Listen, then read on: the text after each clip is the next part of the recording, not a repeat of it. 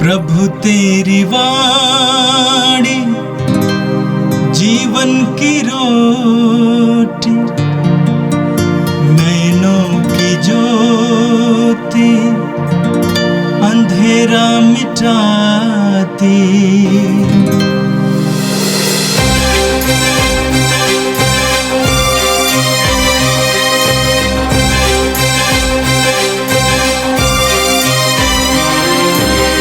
प्रभु तेरी वाणी जीवन की रोटी, नैनों की ज्योति अंधेरा मिटाती।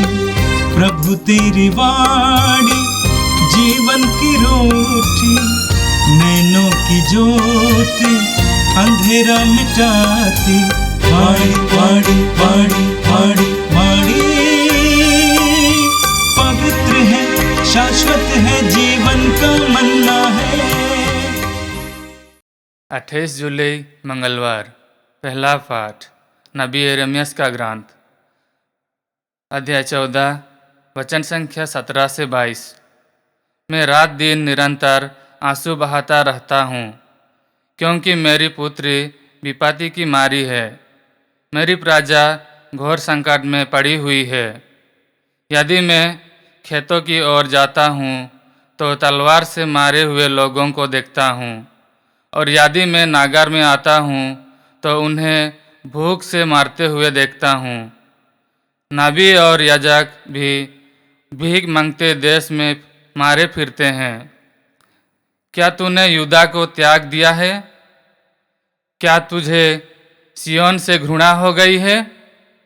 तूने हमें इस प्रकार मारा है कि अब उपचार असंभव हो गया है। हम शांति की राह देखते रहे, किंतु वह मिली नहीं। हम कल्याण की प्रतीक्षा करते रहे, किंतु आतंक बन रहा है। हे प्रभु, हम अपनी दुष्टता और अपने पूर्वजों का अपराध स्वीकार करते हैं। हमने तेरे विरुद्ध पाप किया है। अपने नाम के हेतु हमें ना ठुकरा। अपने महिमामय सिंहासन का अपमान ना होने दे। हमारे लिए अपने विधान को ना भूला और उसे भंग ना कर। यह प्रभु की वाणी है। संत मत्ती के अनुसार पवित्र सुसमाचार, अध्याय 13, वाक्य संख्या 36 से लेकर 43 तक। यीशु लोगों को विदा कर घर लौटे। उनके शिष्यों ने उनके पास आकर कहा, खेत में जंगली बीज का दृष्टांत हमें समझा दीजिए। यीशु ने उन्हें उत्तर दिया, अच्छा बीज बोने वाला मानव पुत्र है। खेत संसार है। अच्छा बीज राज्य की प्रजा है। जंगली बीज दुष्ट आत्मा की प्रजा है। बोने वाला बैरी शैतान है। कटनी संसार का अंत है। लुनने वाले स्वर्गदूत हैं। जिस तरह लोग जंगली बीज बटोर कर आग में जला देते हैं, वैसे ही संसार के अंत में होगा। मानव पुत्र अपने स्वर्गदूतों को भेजेगा और वे उसके राज्य से सब बाधाओं और कुकर्मियों को बटोर कर आग के कुंड में झोंक देंगे। वहां वे लोग रोएंगे और दांत पीसते रहेंगे। तब धर्मी अपने पिता के राज्य में सूर्य की तरह चमकेंगे। जिसके सुनने के कान हो वह सुन ले। यह प्रभु का पवित्र सुसमाचार है। ख्रिस्त प्रभु की जय। यीशु में मेरे प्रिय भाई और बहनों, आज का पहला पाठ नबी यिर्मयाह के ग्रंथ से लिया गया है। आज का पहला पाठ नबी यिर्मयाह को एक सच्चे चरवाहे के रूप में प्रकट करता है। एक ऐसा चरवाहा जो अपनी प्रजा के दुखों को अपने हृदय में अनुभव करता है। और इसलिए नबी यिर्मयाह आज के पहले पाठ में कहते हैं, मैं रात दिन निरंतर आंसू बहाता रहता हूं, क्योंकि मेरी पुत्री विपत्ति की मारी है। मेरी प्रजा घोर संकट में पड़ी हुई है। इस कथन के साथ नबी यिर्मयाह अपने व्यक्तिगत दुखों को, अपने व्यक्तिगत दुखों में पड़ने के कारण जो आंसू है, उसे प्रभु के सामने प्रकट करते हैं। यह दुख उनका व्यक्तिगत दुख नहीं था, यह ईश्वर के हृदय का प्रतिबिंब था। वह ईश्वर जो अपनी प्रजा के दुखों को अनुभव करता है। और इसलिए आज के पाठ के द्वारा दो महत्वपूर्ण बातों पर हम लोग मनन चिंतन करने की कोशिश करेंगे। पहली बात है, पश्चाताप ईश्वर की ओर लौटने का पहला कदम है। नबी यिर्मयाह की प्रजा युद्ध, अकाल और विनाश के प्रभाव से प्रभावित थी और इसलिए उनका जीवन बहुत ही कष्टमय था और इन कष्टों से गुजरते हुए वे ईश्वर की ओर आने की कोशिश करते हैं। और इसलिए हम देखते हैं कि इन कथनों के बीच में एक महत्वपूर्ण बात उनके जीवन में घटित होती है। एक ओर वे लोग असहनीय पीड़ा को झेल रहे हैं, दूसरी ओर वे जानते हैं कि उनके इस दुख का कारण उनका पापमय स्वभाव था। उनके पूर्वजों ने जो पाप किया और उसके साथ साथ उन्होंने जो पाप किया उसी का परिणाम था कि उनके जीवन में घोर विपत्ति आई। और इसलिए वे लोग कहते हैं, हे प्रभु, हम अपनी दुष्टता और अपने पूर्वजों का अपराध स्वीकार करते हैं, हमने तेरे विरुद्ध पाप किया है। यहां पर स्पष्ट रूप से नबी यिर्मयाह और उसकी प्रजा ईश्वर के सामने अपने पापमय स्वभाव को स्वीकार करते हैं। मनुष्य कमजोर होता है और कमजोरी के कारण उनसे गलतियां होती हैं, लेकिन जब मनुष्य अपने कमजोरियों को स्वीकारता है उसके जीवन में बदलाव आने लगते हैं। वह सच्चे मायने में ईश्वर के प्यार को समझने लगता है और वही प्यार उसे ईश्वर के समीप लेकर के आता है। हम यूहन्ना के पहले पत्र अध्याय 1 वाक्य संख्या 9 में पढ़ते हैं, जहां पर संत यूहन्ना कहते हैं, यदि हम अपने पाप स्वीकार करते हैं तो वह हमारे पाप क्षमा करेगा और हमें हर अधर्म से शुद्ध करेगा, क्योंकि वह विश्वसनीय तथा सत्य प्रतिज्ञ है।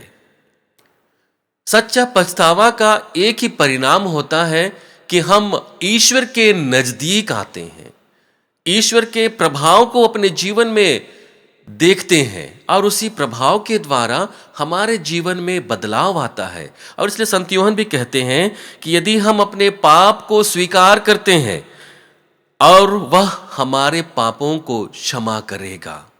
जैसे ही व्यक्ति अपने पापों को स्वीकार करता है, ईश्वर उसे क्षमा करता है। और उसके साथ में एक और वाक्य संत यूहन्ना कहते हैं, और हमें हर अधर्म से शुद्ध करेगा। और ईश्वर के स्वभाव का सबसे बड़ा प्रमाण है। और इसलिए संत यूहन्ना क्या कहेंगे, क्योंकि वह विश्वसनीय और सत्य प्रतिज्ञ है। दूसरी महत्वपूर्ण बात है कि कठिन परिस्थितियों में हमें निराश होने के बजाय ईश्वर की ओर वापस आना है। हम देखते हैं कि नबी यिर्मयाह के समय उनकी प्रजा घोर विपत्ति में थी। वह जहां कहीं भी जाता है उसके जीवन में संकट का अनुभव होता है। वह कहता है, यदि मैं खेतों की ओर जाता हूं तो तलवार से मारे हुए लोगों को देखता हूं, और यदि मैं नगर में आता हूं तो उन्हें भूख से मरते हुए देखता हूं। नबी और याजक भी भीख मांगते देश में मारे फिरते हैं। पाप का प्रभाव ऐसा था कि वह जहां कहीं भी जाता है उसे दुख का अनुभव होता है, लेकिन इन अनुभवों के बीच में उसे ईश्वर की प्रतिज्ञा पर भरोसा था। और इसलिए वह कहता है, अपने नाम के हेतु हमें ना ठुकरा, अपने महिमामय सिंहासन का अपमान ना होने दे, हमारे लिए अपने विधान को ना भुला और उसे भंग ना कर। नबी यिर्मयाह अपने विकट परिस्थिति में भी ईश्वर पर भरोसा रखता है, ईश्वर के वचन पर विश्वास करता है। हम रोमियो के नाम संत पौलुस के पत्र अध्याय 8 वाक्य संख्या 28 में पढ़ते हैं, जहां पर संत पौलुस कहते हैं, जो लोग ईश्वर को प्यार करते हैं और उसके विधान के अनुसार बुलाए गए हैं, ईश्वर उनके कल्याण के लिए सभी बातों में उनकी सहायता करता है। संत पौलुस स्पष्ट कर देता है कि जो लोग ईश्वर को प्यार करते हैं और ईश्वर के विधान के द्वारा बुलाए गए हैं, ईश्वर उनके हर कार्य में उनका साथ देता है। और यही अनुभव संभवतः नबी यिर्मयाह अपने जीवन में करता है, और इसलिए सारे संकटों के बीच, बाधाओं के बीच वह ईश्वर के अकथनीय प्रेम और उसकी प्रतिज्ञा पर भरोसा रखता है, और वही बात ईश्वर के दया को उनके जीवन में प्रभावी बनाता है। आज का सुसमाचार संत मत्ती रचित सुसमाचार से लिया गया है, जहां पर प्रभु यीशु जंगली बीज के दृष्टांत का अर्थ अपने शिष्यों को समझाते हैं। यह दृष्टांत हमारे जीवन पर लागू होती है, और यदि हम गहराई से इस पर मनन चिंतन करने की कोशिश करेंगे तो उस दृष्टांत की प्रभाव को हम अपने जीवन में महसूस कर सकते हैं। सबसे पहली बात है कि हम कौन से बीज हैं। यह सवाल हर एक व्यक्ति के लिए व्यक्तिगत रूप से है कि मैं कैसा बीज हूं।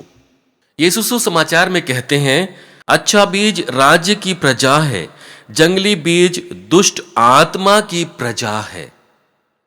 यहां पर सवाल यह नहीं होना चाहिए कि संसार में पाप क्यों है, संसार में इतना अन्याय क्यों है, संसार में हर प्रकार की कुरीति क्यों है, बल्कि हमें अपने व्यक्तिगत जीवन से यह सवाल पूछना चाहिए कि मैं कैसा बीज हूं। क्या मैं अपने जीवन में प्रेम, सत्य, सेवा के द्वारा अच्छे फल उत्पन्न करता हूं, या फिर ईर्ष्या, क्रोध और घमंड के द्वारा बुरे फल उत्पन्न करता हूं।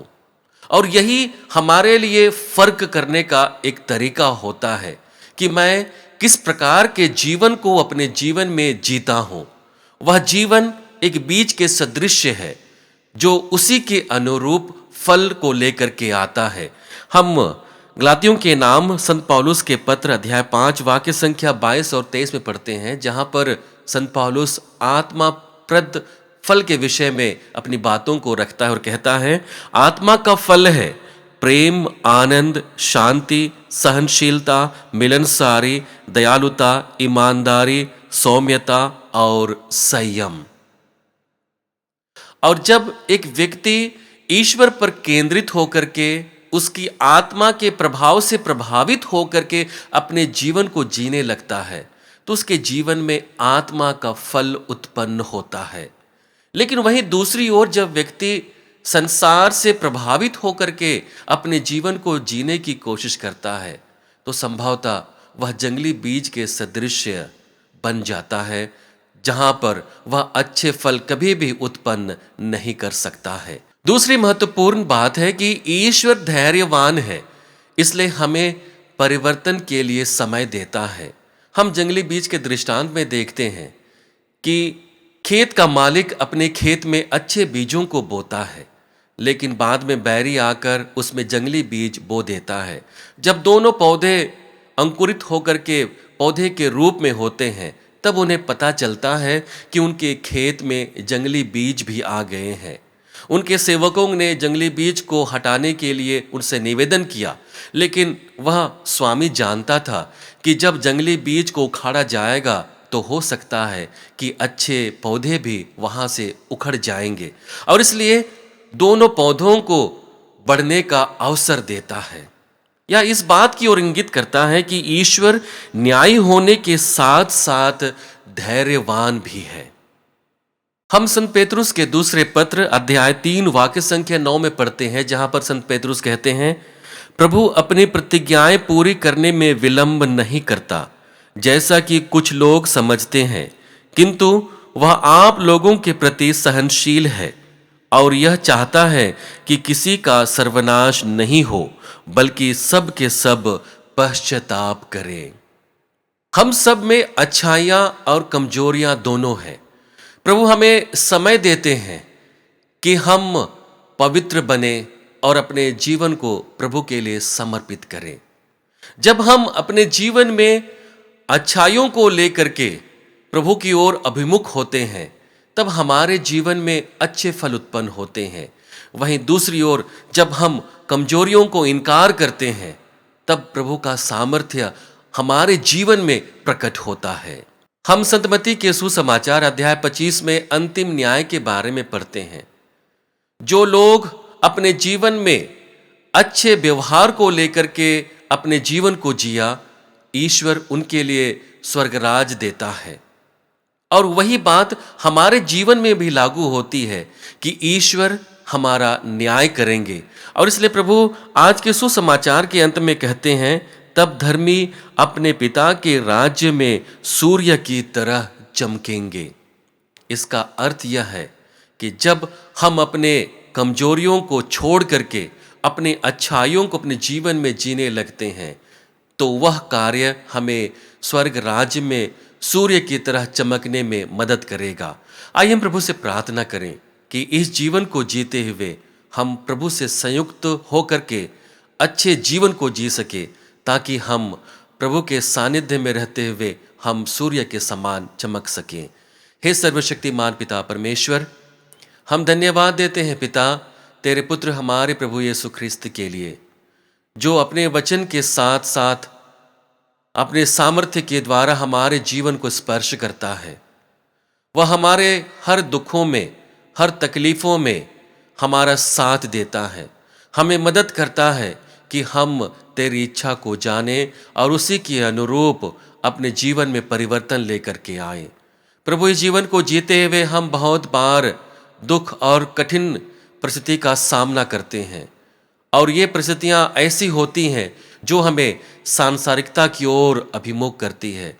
प्रभु, हमें बल दे कि हम तेरे प्रेम, तेरे सामर्थ्य और तेरी कृपा के द्वारा इन सभी समस्याओं का सामना करते हुए एक अच्छे ख्रिस्त जीवन को जी सकें। हम यह प्रार्थना करते हैं हमारे प्रभु ख्रिस्त के द्वारा, आमीन। प्रभु तेरी वाणी जीवन की रोटी, नैनों की ज्योति अंधेरा मिटाती। वाणी वाणी